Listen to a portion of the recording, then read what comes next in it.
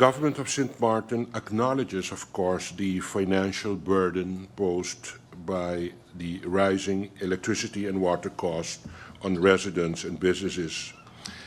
As part of our commitment to economic relief and sustainability, we are undertaking a comprehensive evaluation of the electricity and water tariffs with a primary focus on, of course, the fuel clause. Our first focus is, of course, on the reduction of the fuel clause. Ongoing analysis is being conducted to verify the validity and also the reliability of the fuel clause. Secondly, we are exploring the possibility of adjusting the formula to ensure that fuel cost accurately reflects actual consumption, preventing excessive charges. Thirdly, the government is reviewing the international fuel price benchmarks to determine if adjustments can be made to lower costs. Second focus is the regulatory oversight and transparency that we are looking towards. This we want to achieve by establishing an independent review process to assess and validate tariffs calculation. Secondly, implementing regulatory safeguards to ensure that changes in fuel and operational costs are transparently reflected in consumer pricing. And our third focus is base rate assessment. A high-level evaluation of base electricity and water rates is being conducted to determine whether existing rates are fair and sufficient to cover costs without overburdening the consumers. The expected timeline that is also questioned in question number 1 is, our idea is in this Q1 to have a completion of the fuel clause quantitative analysis and fuel price benchmarking. And in Q2, in 2025, in the coming 3 months, we will have a recommendations report to be finalized of tariff calculations and regulatory safeguards. For example, proper tariff calculation, proper charges in place, and regulations to verify and or determine the tariff charges. Additionally, government is also looking into granting exemption on, for example, the TOT for the purchasing of fuel and the renegotiation of the contract with 7 Seas, for example, to a more favorable rate for our consumers. Thank you. Question number 2 was the concrete steps that government is taking to ensure NV's GB long-term financial and operational stability to prevent a similar crisis in the future. Financial and operational stability is the responsibility of NVGEBE. As shareholder, we want to create the conditions for the success. Our priority in this regard is as follows. We want a stable management, and that what is we are looking for with appointment of the C-level positions of this company, as we call it, the C-suite. We're putting additional equity in the company through the purchasing of the new generators. We are ensuring that there is an appointed, complete supervisory board. As you know, we have now 4 board members. We are moving towards 5 board members, and eventually even we can go even till 7 board members if we follow the articles of incorporation. 4, we would like to encourage NVGB to purchase their own fuel storage bunkers. 5, exploring the introduction of transitioning to renewable energy by securing land for example, solar or wind energy project, and promote co-ownership by the consumers through energy buyback via the clients that are consuming this energy. And 6, ensuring historical mistakes that will not repeat. that we paid recently a very high price for with our national energy crisis. And how can we do that? For example, by structuring an effective and efficient maintenance program for the new generators and those currently already commissioned. The third question of MP York is, what is the current status of the generators that were to be purchased for NVGB? And especially, how has the delay in publishing the budget of 2025 impacted their procurement under the CapEx budget?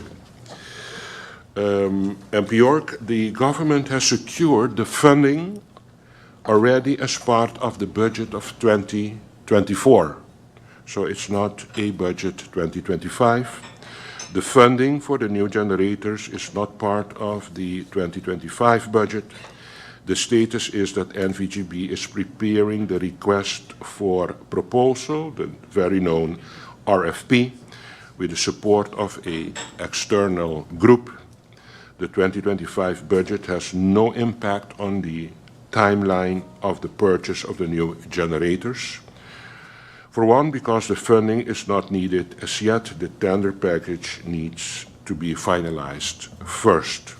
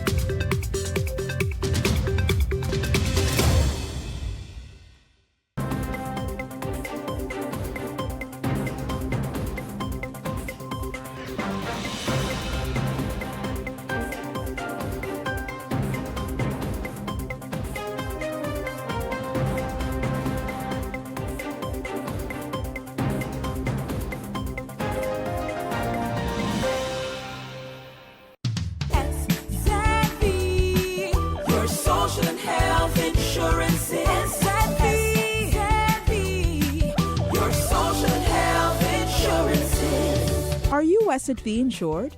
Do you have a valid medical insurance status? SXM is cardless. Request your My SXM account today and enter the virtual office of SXM. Go to sxv.sx and sign up now. SXM, yeah. Your social health insurances. My name is Rikhna Bakari Arundel, and today I would like to inform the general public of the annual Rotary Table Tennis Tournament, which takes place on Saturday, March 22nd, 2025 at the Great Bay Sports Auditorium. The time will be from 10 a.m. until 3 p.m., and we are inviting all players, whether seasoned or beginner or even curious, to come out to this particular event to enjoy the sport of table tennis and, of course, to witness the talent of many table tennis players on St. Martin. Now, to register, simply visit the Facebook page, which is SXM Table Tennis, and just simply send us your full name and email address and telephone number. Entrance is free, and of course, spectators are welcome to attend and cheer on their favorite players. So once again, the annual Rotary Table Tennis Tournament takes place on Saturday, 22nd, 2025 at the Great Bay Sports Auditorium from 10 a.m. to 3 p.m. And if you are unable to register via our Facebook page, please feel free to just show up on the day, and then we can have you registered.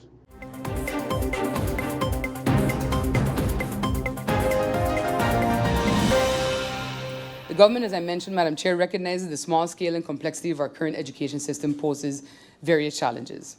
Higher education on St. Martin has not yet reached its full potential, and setting overly ambitious goals can be counterproductive. Therefore, government has prioritized the creation of regulations for higher education. Based on the social and economic context and international and regional trends, the government has determined key guiding principles, including flexibility and minimum quality standards for national and international recognition of higher education. With these principles in mind, government is committed to making higher education accessible, high quality, and efficient. The draft ordinance is based on the following basic principles. Strengthening links with the labor market needs. St. Martin currently is not utilizing its full labor potential. There's a direct correlation between the level of education and success in the labor market. To address this, the government can establish rules to improve access to higher education. By enhancing the transition from secondary to tertiary education and fostering cooperation between these levels, we can reduce dropout rates and ensure more of our population attains higher education that aligns with labor market demands. Understanding the medium-term needs of the labor market is crucial for determining the training programs offered. These programs must address the economic and social needs of St. Martin, and institutions seeking funding must align their training offerings with these labor market needs as well. Ultimately, retaining talent within St. Martin requires that students graduate with relevant skills and qualifications that meet local demands. Second, there was no distinction between institutions of higher professional education and universities. In our current education system, progressing to higher levels is challenging for some students. Most secondary students are in preparatory secondary vocational education. To address this, we can expand both secondary and higher vocational education by ensuring smooth progression pathways.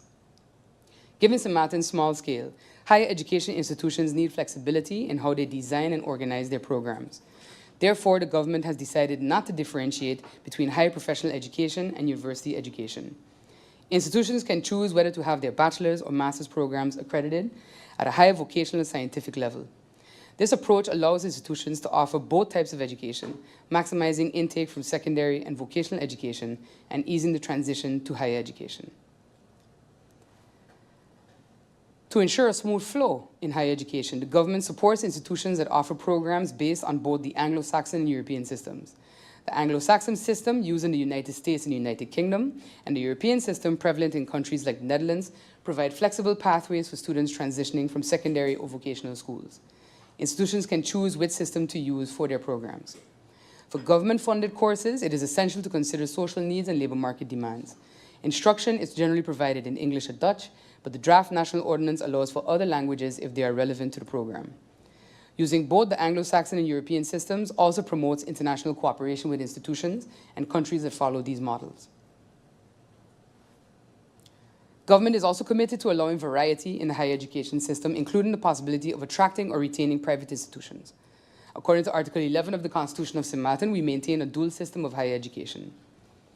Higher education in St. Martin thus comprises three types of institutions: private institutions, which are often profit-oriented and not funded by the government; government-funded institutions, which may or may not be profit-oriented; and public institutions maintained by the government through public law entities.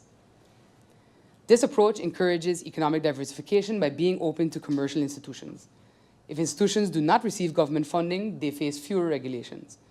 The minimum requirements for private institutions would then include the organization of and access to education, granting diplomas, and ensuring accreditation, along with registration and information obligations.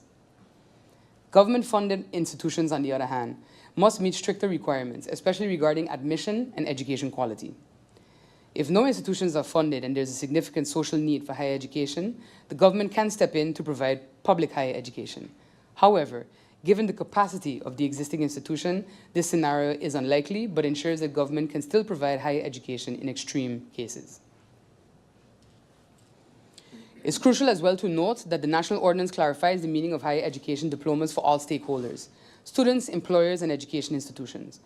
The higher education diploma's social value should extend to local, regional, and international labor markets, as well as provide opportunities for further education.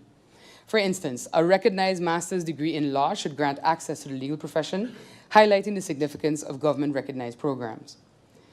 Under the national ordinance, only institutions with recognized study programs will be authorized to confer diplomas, titles, and degrees.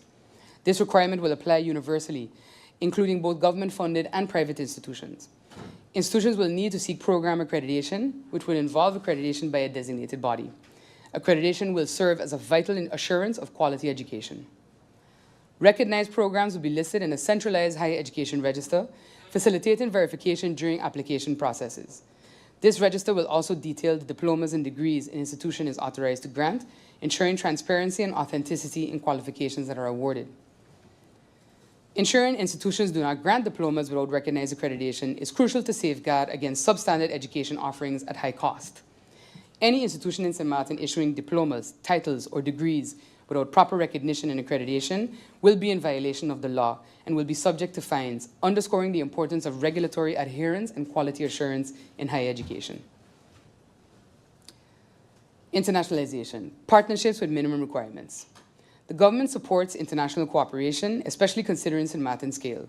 The draft national ordinance enables such collaborations, allowing for joint programs where students can earn degrees from both a foreign institution and a St. Martin institution.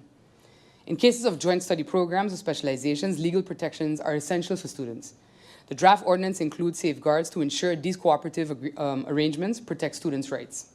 While participating in joint programs with foreign institutions, the St. Martin institution will remain accountable for ensuring compliance with the draft national ordinance. This includes entering into detailed cooperation agreements with foreign partners, specifying educational content, degree conferral methods, student registration processes, program cost, and tuition fee responsibilities.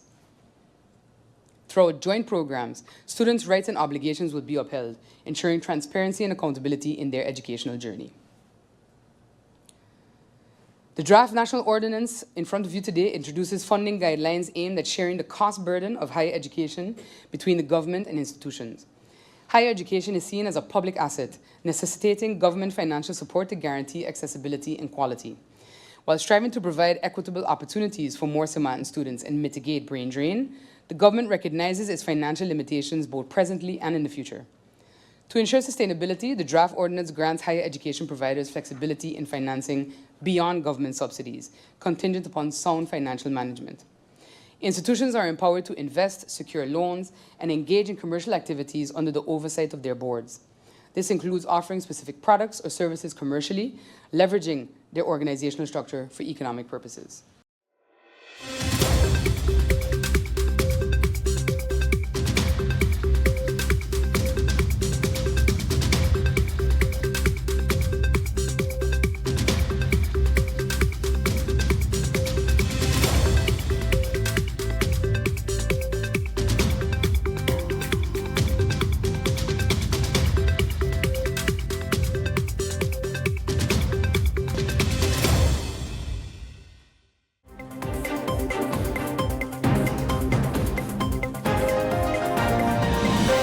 On survey, it looks like about 25% of cars have a heavily tinted windows, even the front windows.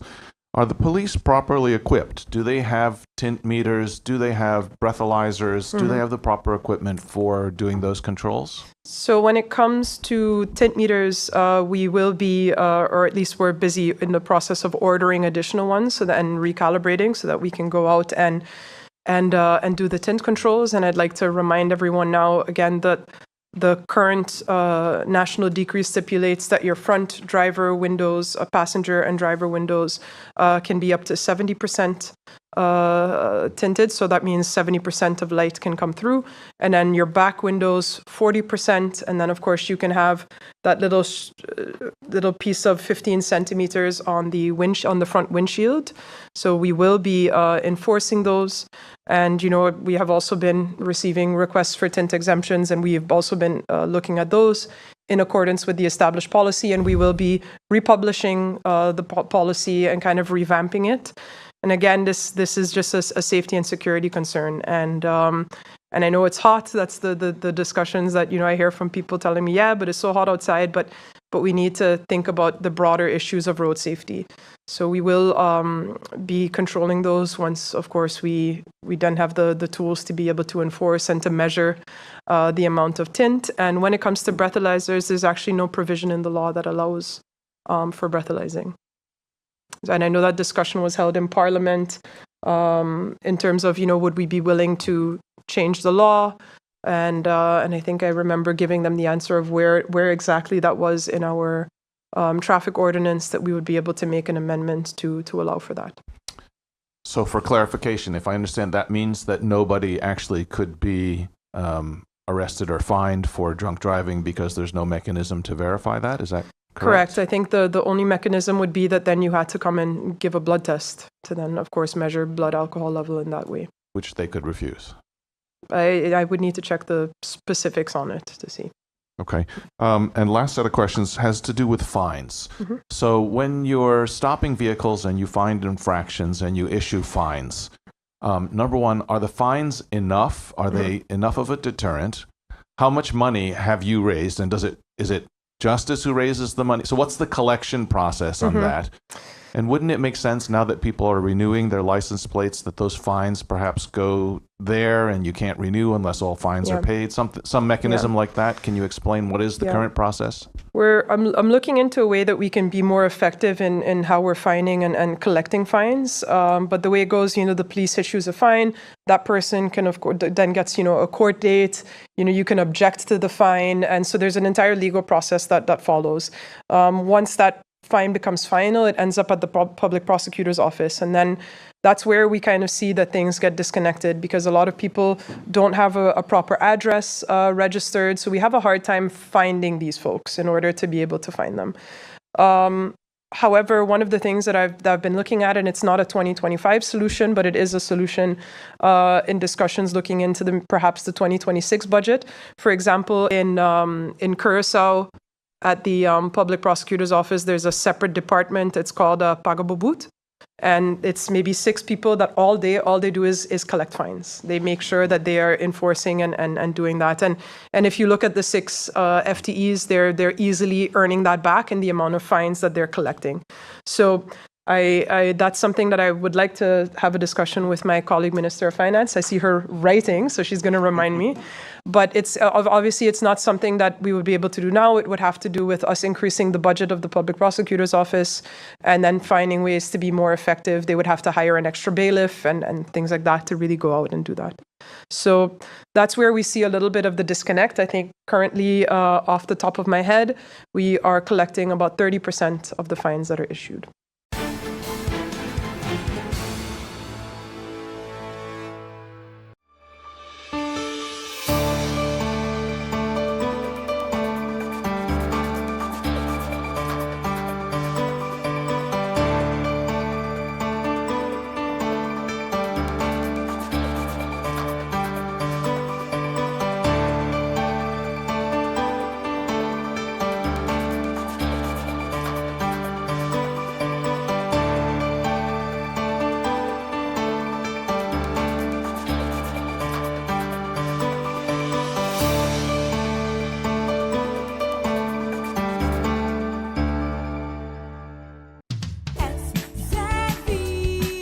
Your social and health insurance is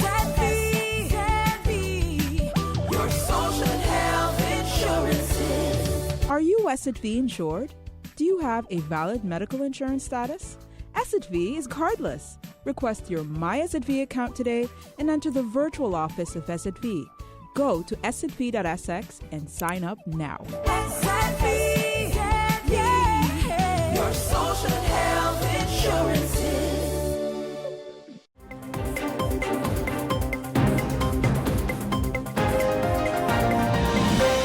In recognition of the World Social Work Day, the ministry, in particular the Division of Labor Affairs and Social Services, is proud to announce its first Social Worker Symposium under the theme Remembering the Why. This important event will take place on March 18th from 9 a.m. to 3 p.m. at the Bel Air Community Center. We are inviting all social workers, psychologists, counselors, and other professionals to attend this event.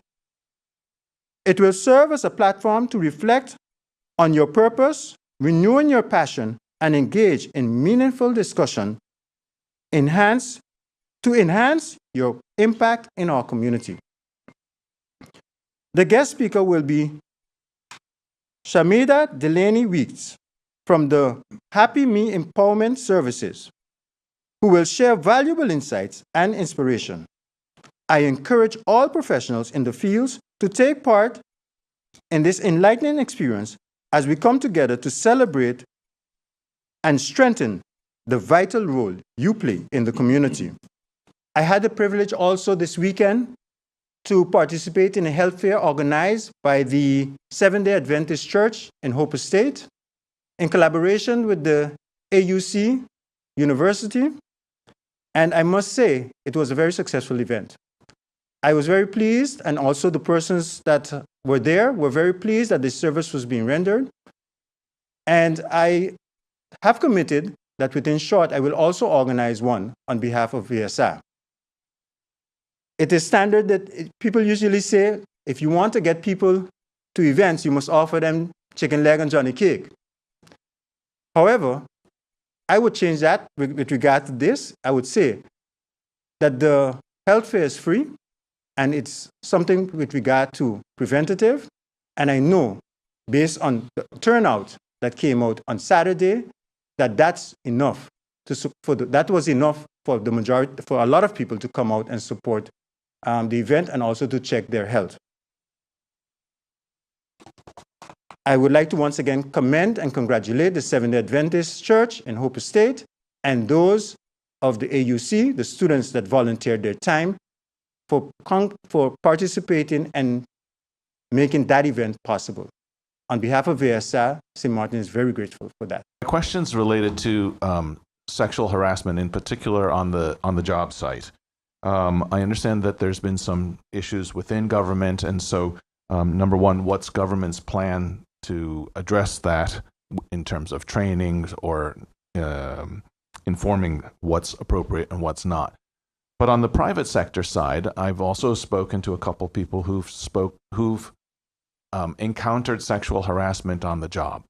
And then you start running into our employment laws where somebody has to make a complaint, and then how far will it go? Because is it something that somebody can be dismissed for urgent reasons, or is it something where you have to issue a warning letter? And so what I'm hearing from private sector is that employees are uncomfortable bringing up the topic because they feel as if there won't be sufficient enough of a resolution, and that they will end up having exposed themselves to harassment or difficulties on the job. So number one, in the government workplace, how are you addressing it? And on the private sector side, how are you addressing it? Okay.